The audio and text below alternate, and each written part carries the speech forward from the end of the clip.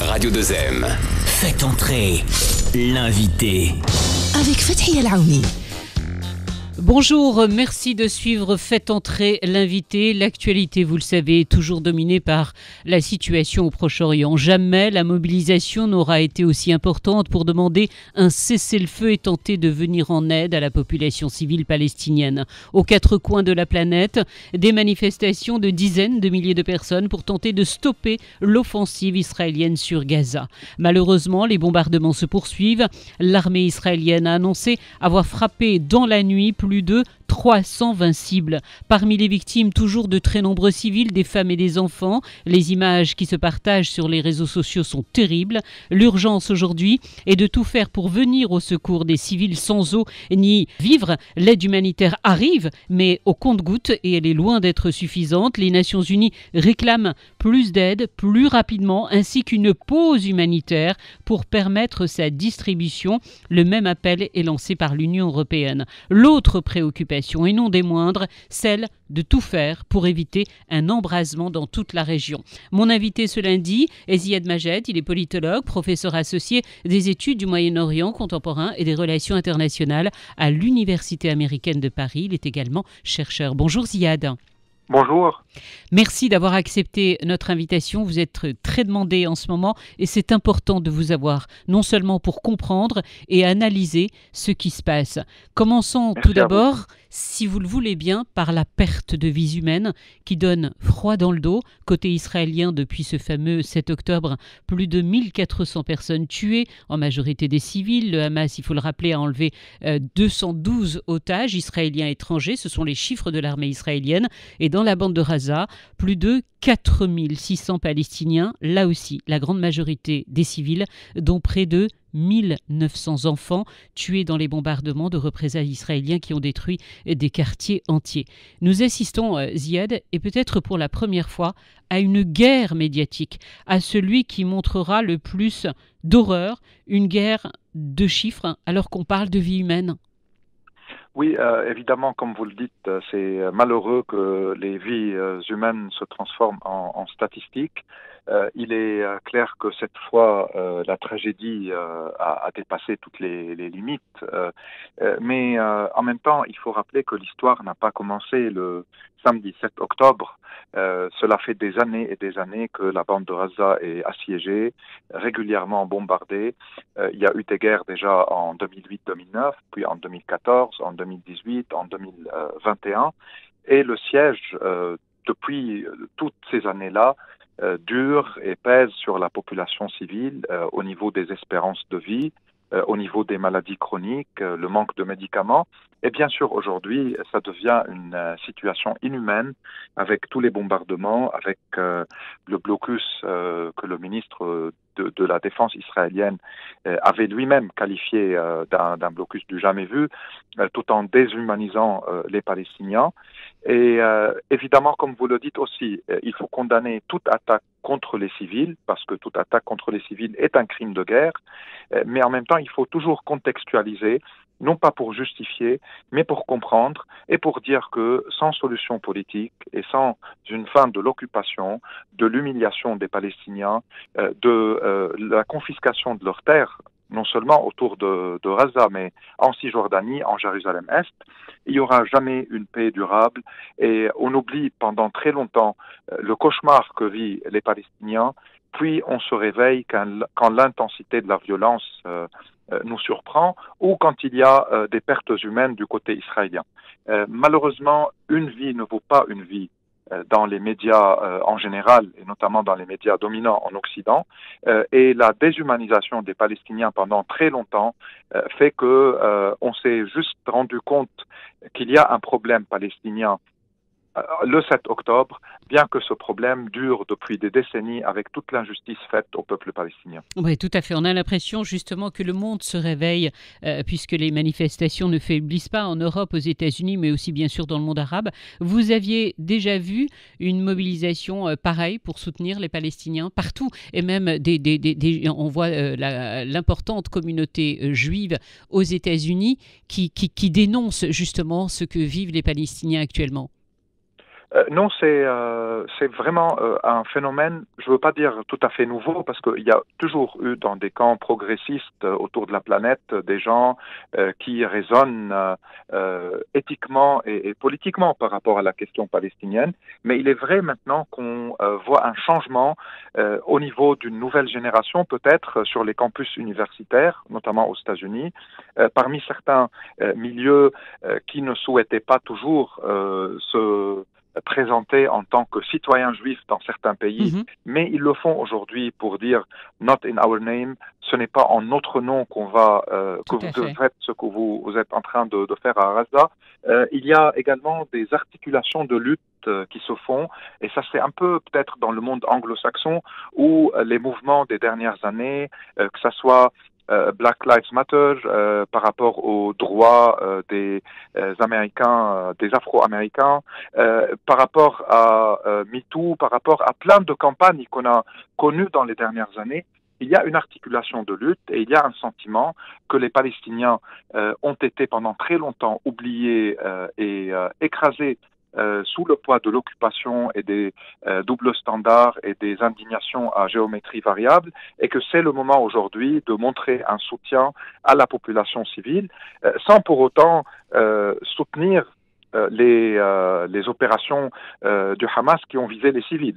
Ce qui vise les militaires israéliens est tout à fait légitime dans le droit international, mais ce qui vise les civils est dans le même droit international toujours rejeté et considéré comme crime de guerre. Donc il y a cette distinction qui se fait de plus en plus et on le voit dans les grandes manifestations.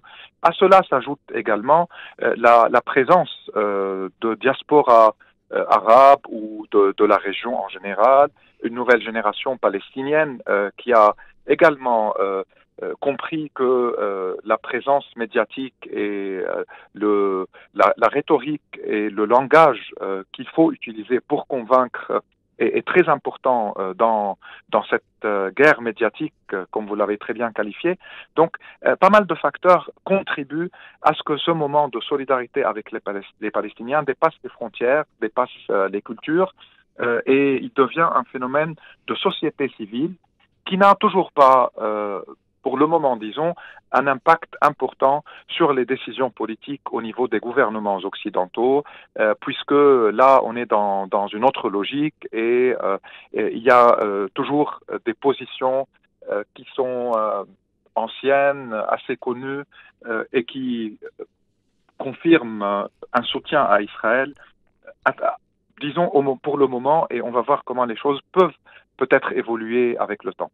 Je reste sur quelques minutes, si vous me le permettez, sur ces manifestations, parce que ce sont des slogans qu'on n'avait pas l'habitude d'entendre. Encore une fois, en majorité aux États-Unis, mais aussi en Europe, qui disent ce n'est pas une guerre de religion, c'est une guerre territoriale. Et un expert, il y a quelques jours, américain, disait que ceux qui manifestaient, il y avait énormément de jeunes, mais justement qui ne connaissaient pas l'histoire et qui, à travers le drame qui se joue et la tragédie actuelle, peut-être ouvrent les yeux et réalisent réellement ce qui se passe sur le terrain. Oui, tout à fait. Alors, il y a d'un côté beaucoup de personnes qui tentent tout le temps d'expliquer que la question n'est pas une question religieuse, elle n'est pas non plus simplement une question territoriale.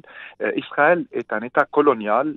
On n'a pas assisté depuis trop longtemps à une durée d'occupation assez importante. Depuis 1967, si on suit juste les résolutions onusiennes, depuis 1967, il y a une occupation au niveau de Jérusalem-Est, de la Cisjordanie, du Golan syrien et de la bande de Gaza. Parce que Gaza est toujours un territoire occupé dans le droit international, étant donné que l'accès au territoire est resté israélien, que la souveraineté sur les mers, les airs et sur la frontière de ce secteur est restée israélienne, donc ça n'a pas changé comme statut dans le droit international. À cela s'ajoute l'intensification ces derniers temps de la colonisation de la Cisjordanie et de Jérusalem-Est, la confiscation de terrains. On voit que ces derniers jours, les colons là-bas ont confisqué déjà des collines et essayent de construire de nouvelles colonies, même rapidement, afin de modifier le contrôle territorial. Et en plus, on a au sein de ce gouvernement israélien des partis qui sont publiquement fascisants, voire fascistes, comme l'a dit le ministre des Finances lui-même, Smotrich, qui a dit que je suis fasciste et j'en suis fier.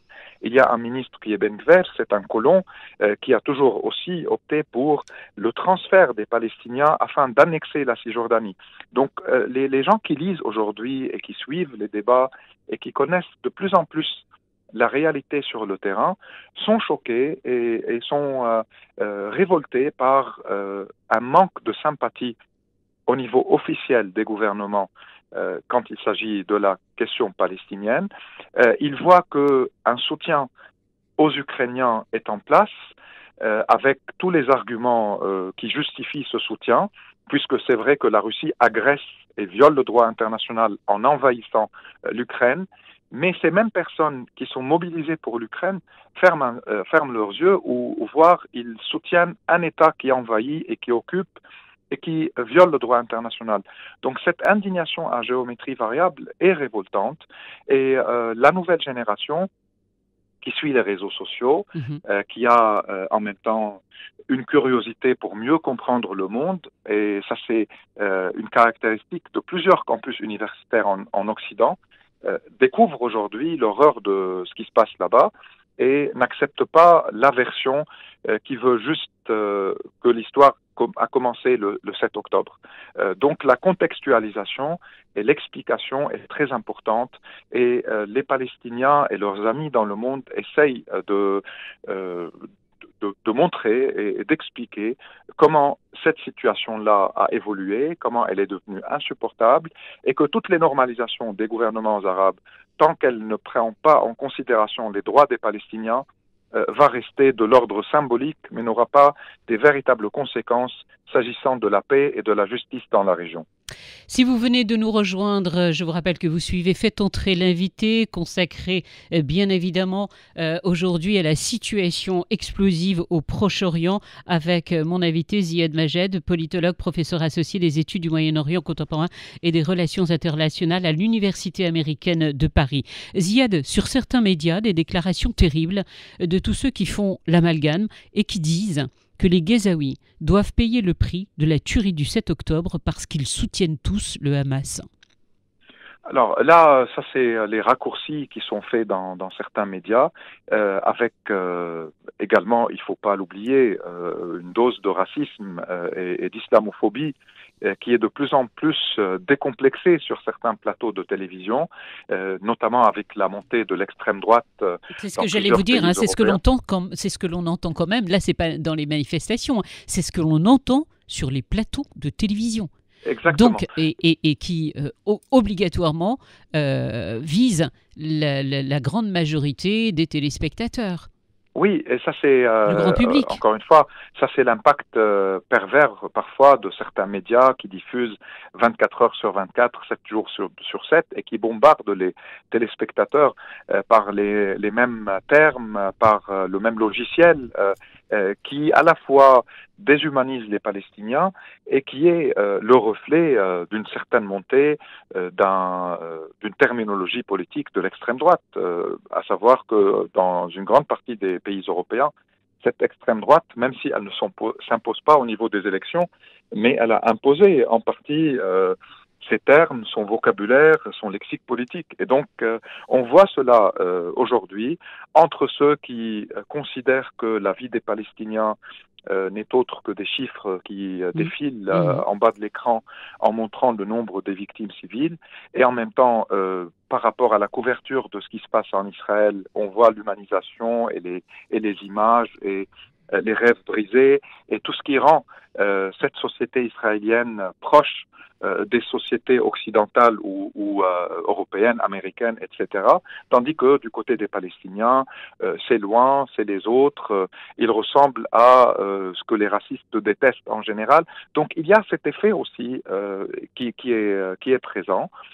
Et il y a le fait que Hamas, étant un mouvement islamiste, il est plus facile de cibler l'organisation palestinienne, étant donné aussi qu'il y a eu des attaques en Occident et on essaye, et ça c'est la propagande israélienne, de dire que l'attaque du 7 octobre est comme les attaques de novembre à Paris, ou comme le Bataclan, ou comme le 11 septembre, américain.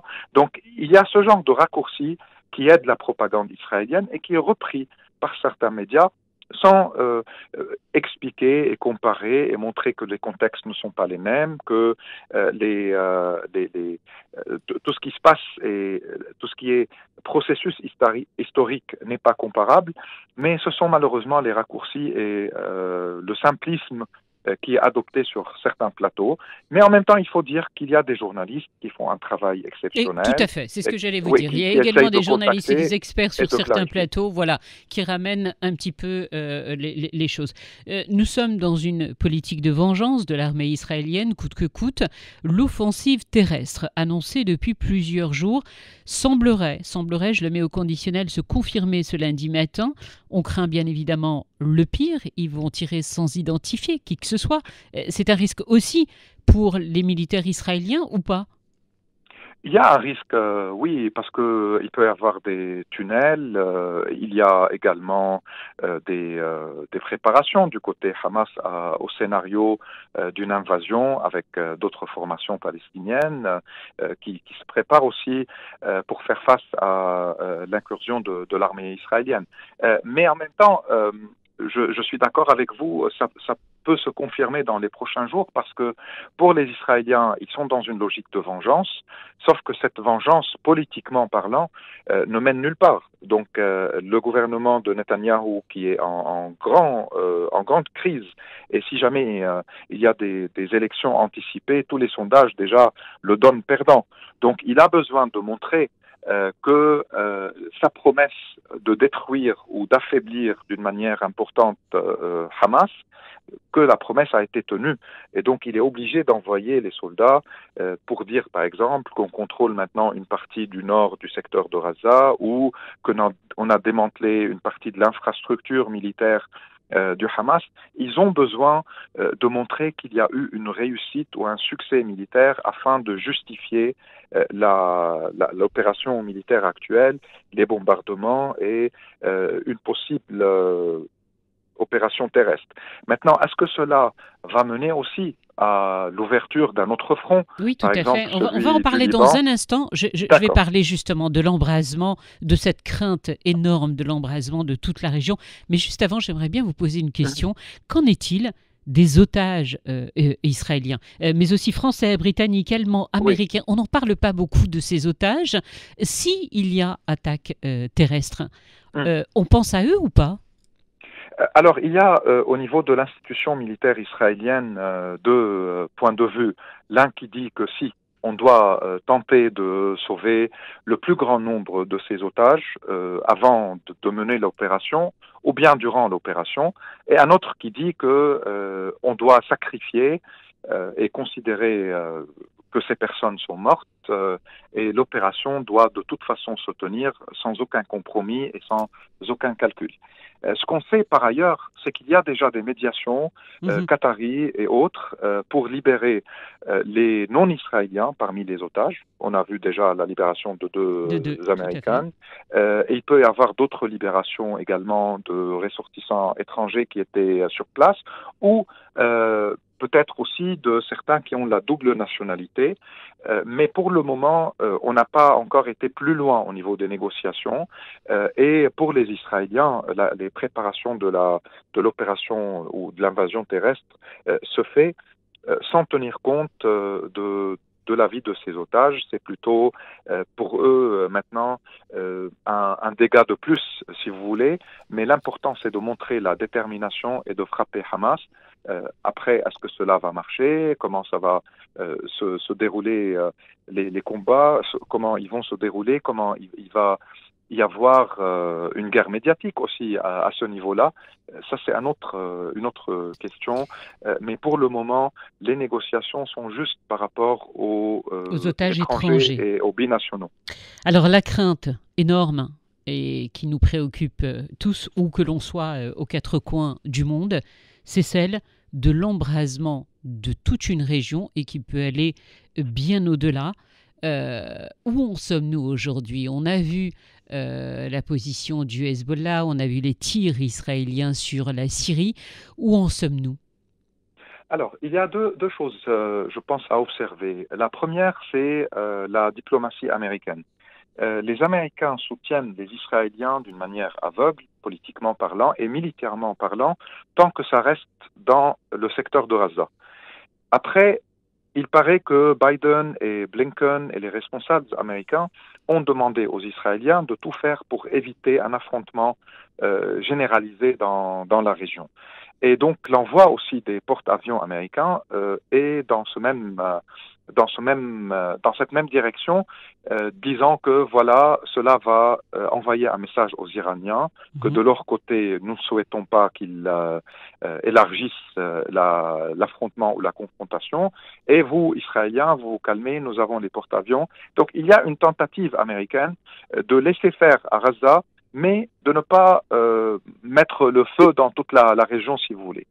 Du côté du Hezbollah et de l'Iran, ils peuvent utiliser deux fronts, le sud-Liban et la Syrie, puisque en Syrie, il y a des combattants du Hezbollah et des milices pro-iraniennes qui étaient là pour soutenir le régime Assad dans sa guerre contre la révolution et la population syrienne. Mais par rapport au sud-Liban, et là où est la base sociale du Hezbollah, il y a deux considérations. Il y a une interne, la crise économique terrible au Liban et la situation politique et les clivages dans le pays rendent l'ouverture d'un front très difficile et très compliqué. Et il y a l'analyse iranienne et du Hezbollah de la situation à Gaza, tant qu'ils considèrent que Hamas va pouvoir survivre les opérations militaires israéliennes et les bombardements et qu'il n'est pas menacé d'une manière existentielle.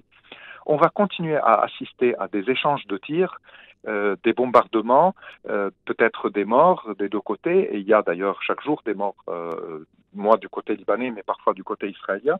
On peut rester à ce genre d'intensité sans aller à une guerre totale ou à des affrontements bien plus importants.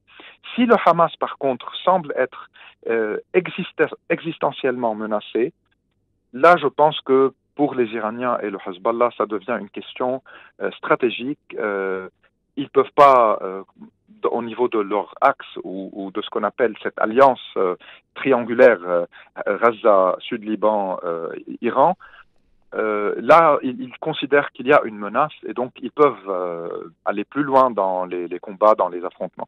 Pour le moment, on n'est pas là et de la qualité des armes utilisées, de même que des zones où il y a les affrontements dans le sud du Liban, ça reste quand même de part et d'autre des messages assez violents, mais sans montrer qu'il y a une volonté d'escalade ou d'affrontement et de guerre plus intense. Vous parliez des États-Unis. Ce samedi s'est tenu également un sommet important, le sommet de la paix au Caire, en Égypte. Une trentaine de représentants. Il y avait quand même le Qatar, les Émirats arabes unis, le secrétaire général des Nations unies, de nombreux pays, dont le Maroc d'ailleurs. Mais ils ne sont pas parvenus à trouver un terrain d'entente. Et ça, on a du mal à le comprendre. Oui, parce que il y a eu une position arabe cette fois avec à la fois la pression de la rue et des manifestations dans la plupart des pays arabes et les pays de la région. Et il y a en même temps les images qui viennent de Gaza et il y a la crainte que cela mène à une guerre encore plus importante. Donc il y a une position arabe qui cherche à imposer ou à trouver un cessez-le-feu, une médiation, une aide humanitaire à Gaza. Certaines des déclarations étaient claires par rapport au rejet d'une politique occidentale à deux poids, deux mesures. Et il y a du côté européen et du côté américain une volonté de montrer toujours un soutien à Israël tant que l'opération se poursuit à Gaza et sans que cela mène à d'autres fronts ou à d'autres confrontations. Donc on est encore loin de trouver des compromis. Ça a commencé avec l'entrée de quelques convois humanitaires, qui ne suffisent certainement pas par rapport aux besoins de la population civile à Gaza. Il y a les libérations possibles d'otages de plusieurs nationalités, mais pour le moment, les Américains et les Européens campent sur une position de soutien à Israël qui, avec le temps, et si jamais il n'y a pas d'horizon politique, parce que même si les Israéliens rentrent et envahissent une partie du secteur de Gaza et après, la question palestinienne reste la même, c'est une question d'occupation, de colonisation, d'apartheid, de violation du droit international. Et donc, on va... Mais si je ne me trompe, Ziad, pour la première fois, me semble-t-il, c'est la première fois que l'on entend autant dire que la seule solution, elle est claire aujourd'hui, c'est la solution de 2 États. Alors que bien évidemment, c'est dans les négociations depuis des années et des années, mais pour la première fois, on a l'impression qu'on prend conscience qu'il n'y a que cette solution, la solution à 2 États. Oui, vous avez tout à fait raison. Et d'ailleurs, même ce qu'on sait, par exemple, Blinken a reconnu qu'au sein du ministère des Affaires étrangères aux États-Unis, il y a beaucoup de diplomates et de fonctionnaires qui sont pas du tout d'accord avec l'approche américaine qui oublie la question politique et l'après-opération militaire. Il paraît aussi, selon la presse américaine, que Biden a dit à Netanyahou ne commettez pas l'erreur qu'on a commise après le 11 septembre. C'est-à-dire juste penser à la force et la puissance militaire sans penser aux racines du problème. Mais pour le moment, malgré ces messages, l'aveuglement politique occidental, américain et autres, et on l'a vu avec le veto américain, fait qu'il y a un encouragement à Israël de continuer, mais encore une fois, uniquement dans la bande de Gaza. Après, et pour répondre directement à votre question, oui, on entend de nouveau la question des 2 États. Mais est-ce que cette solution est toujours possible avec toute la colonisation et la confiscation des terres en Cisjordanie? Les 4 questions qui avaient mis fin au processus de paix à Oslo, c'était le rejet israélien de discuter du statut de Jérusalem, c'est-à-dire Jérusalem-Est étant un territoire occupé et non pas annexé comme ils l'ont voulu. La question des colonies en Cisjordanie, on voit que ces colonies ont triplé de taille et de contrôle territorial. La 3e question était la question du droit de retour aux réfugiés palestiniens. Évidemment, ils refusent cela. Et la 4e, c'était la souveraineté sur les frontières et sur les ressources dans le territoire palestinien qui devait être un autre État. Et là encore, les Israéliens ont tout fait pour que cela ne soit pas possible. Donc, actuellement, même si on parle de la solution de 2 États, il faut que cela soit en parallèle avec une pression sur les Israéliens, voire des sanctions s'ils ne l'acceptent pas.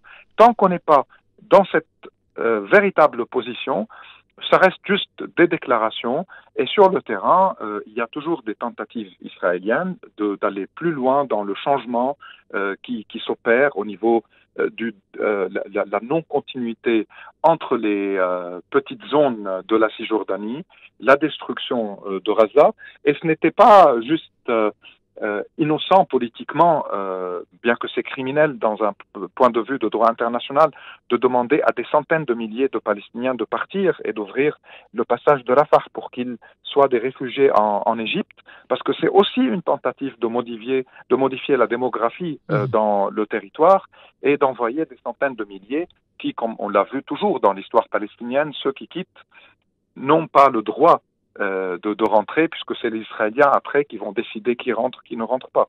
Donc il y a plusieurs choses qui se dessinent en même temps et qui se jouent durant ce conflit et qui nécessitent une attention internationale parce que la paix en Palestine et la justice dans cette région est en soi très reliée à la justice et à la sécurité dans le monde, étant donné que sans traiter les racines de certains conflits, on reste juste au niveau des symptômes, au niveau de la violence qui peut être l'expression de toutes les frustrations et les tensions et les injustices.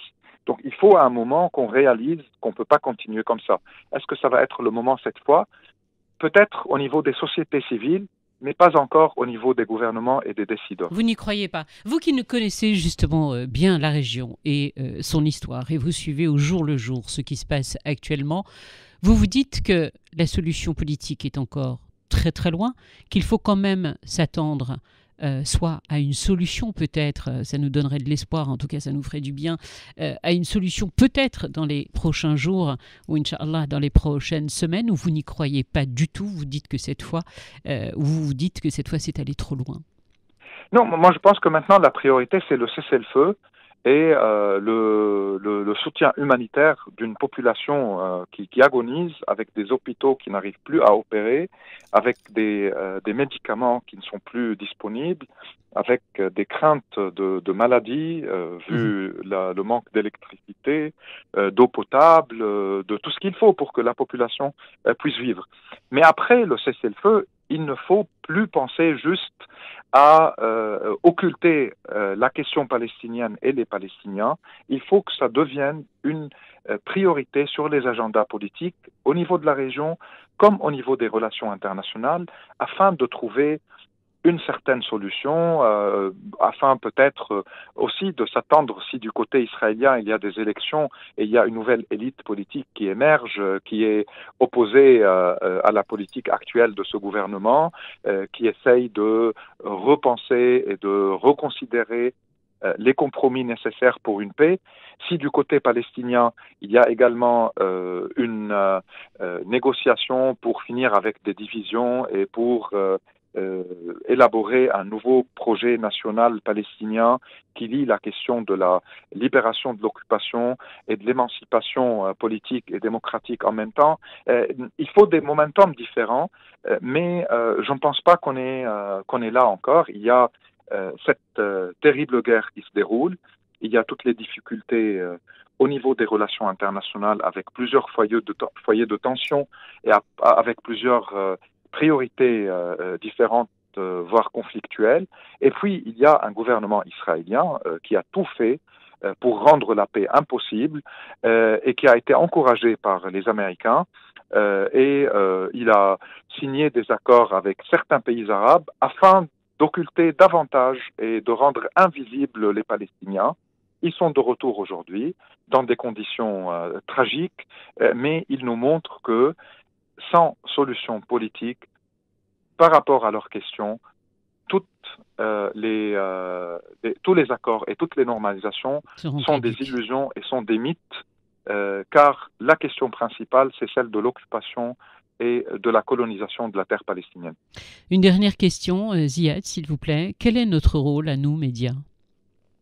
Alors, je me permets juste de dire que notre rôle, c'est de montrer qu'il y a des versions qui ne vont pas dans les deux poids, deux mesures, que la couverture doit toujours humaniser les victimes, montrer le sort humain commun, contextualiser, expliquer, car expliquer, contrairement à ce que certains disent ici maintenant en Occident, expliquer, ça veut jamais dire justifier ce qui n'est pas justifiable, c'est juste de permettre, et d'une manière pédagogique, aux gens de comprendre, de mieux se positionner eux-mêmes par rapport à l'éthique, par rapport au droit international, par rapport aux engagements politiques.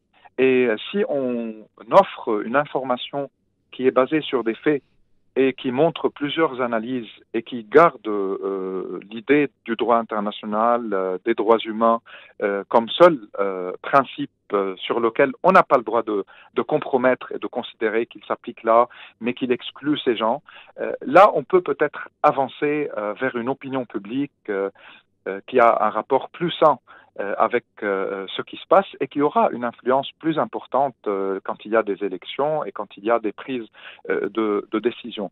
Pour le moment, il y a un sentiment pour quelqu'un, par exemple, qui observe les médias occidentaux, comme quoi tout ce qui est droits humains, tout ce qui est universel, tout ce qui est droit international, exclut les Palestiniens et en général exclut une partie de la population de cette planète qui est dans le sud, qui est marginalisée pour des raisons de racisme ou de passé colonial ou de, encore une fois, d'indignation à géométrie variable.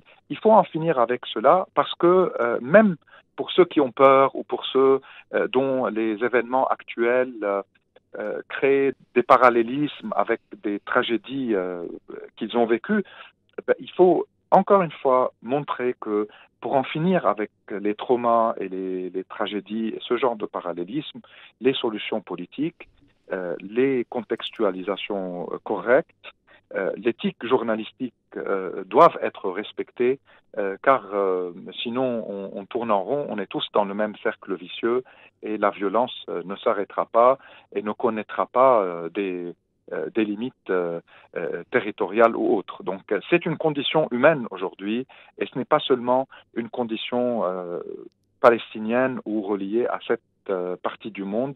Elle nous touche toutes et tous et il faut en prendre conscience et le rôle des médias et notamment dans ce genre de situation de permettre cette prise de conscience. Merci beaucoup Ziad Majed. Je rappelle que vous êtes politologue, professeur associé des études du Moyen-Orient contemporain et des relations internationales à l'Université américaine de Paris. Vous avez écrit de très nombreux ouvrages. S'il y en avait un absolument pour cette nouvelle génération à lire impérativement pour comprendre l'histoire de la région, ce serait lequel pour vous ? Le dernier, je l'ai coécrit avec deux intellectuels syriens, Farouk Mardambek et Subhi Hadidi, et il s'intitule Dans la tête de Bachar al-Assad. Il analyse un peu les mécanismes de la dictature syrienne, mais en même temps, il contextualise cela dans le cadre régional, dans ce qui est des enjeux politiques dans le Moyen-Orient, au niveau des alliances et au niveau aussi de ce que je considère, avec beaucoup d'autres, comme une des sources des malheurs, si vous voulez, de cette région, comme de plusieurs régions du monde, l'impunité. L'impunité des puissants qui se permettent régulièrement de violer le droit international, de commettre des crimes et d'échapper plus tard parce qu'ils ont des alliés. C'est le cas d'Israël s'agissant de son allié américain qui a utilisé 54 fois le veto au Conseil de sécurité afin de protéger Tel Aviv. C'est le cas de la Russie qui a utilisé le veto 14 fois pour sauver le régime syrien de toute condamnation par rapport à ces crimes de guerre et autres. Donc il faut en finir avec cela aussi. Tant que l'impunité règne, il y aura toujours à la fois des États et des puissants qui violent le droit international, mais il y aura toujours aussi des réactions violentes et de ce qu'on peut qualifier de nihilisme qui va frapper et qui va rendre nos vies difficiles. D'où l'importance de revenir à ce qu'on disait, des solutions politiques justes avec des critères qui s'appliquent partout dans le monde. Sinon, on peut dire que ça c'est idéaliste, ça c'est voire naïf, etc. D'accord, mais ce qu'on voit aujourd'hui, ce qui est réaliste, comme certains le disent, n'est qu'une série de guerres, de massacres et de craintes et de peurs. Donc, il faut en finir avec cela à un moment ou à un autre et j'espère que la nouvelle génération, celle de nos enfants, va pouvoir tourner cette page assez triste et sombre, bien qu'elle a aussi beaucoup de potentiel et de belles choses, si je parle de notre région, mais d'autres régions du monde également.